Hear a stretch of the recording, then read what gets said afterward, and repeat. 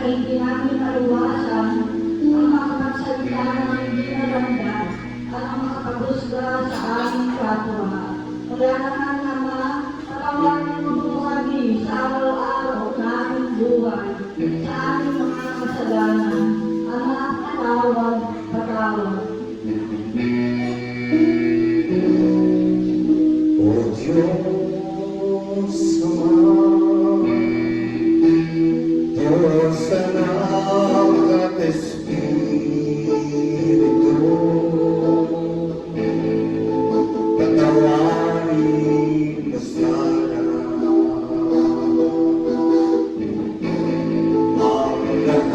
ng tulad mo.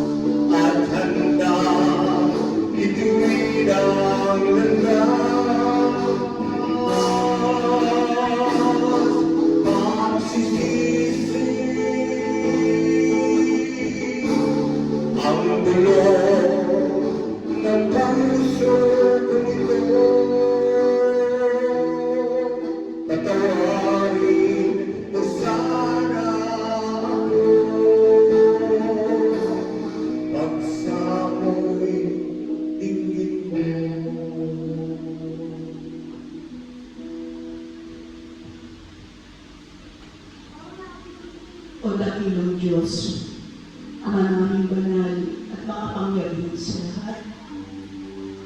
Muli, Panginoon, ay nagpapasalamat kami lahat sa lahat-lahat ng mga biyaya na iyong ipinagkakaroon sa amin at sa ng aming mga mahal sa buhay. Panginoon, maraming salamat po sa buhay na patuloy mong ipinagkakaroon sa amin.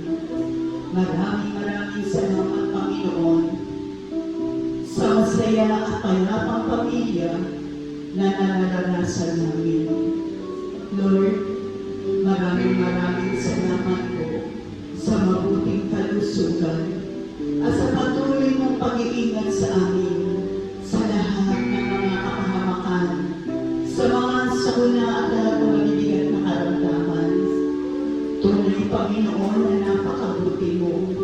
Maraming salamat po sa paulit-ulit na pagpapatawad mo sa amin sa mga kasalanan na paulit-ulit din namin ginagawa sa iyo. Panginoon, maraming salamat po sa mga pagsubok na ibinibigay mo sa amin. Ngunit sa iyong presensya at pag-ibig ay tumitibay kami, Panginoon.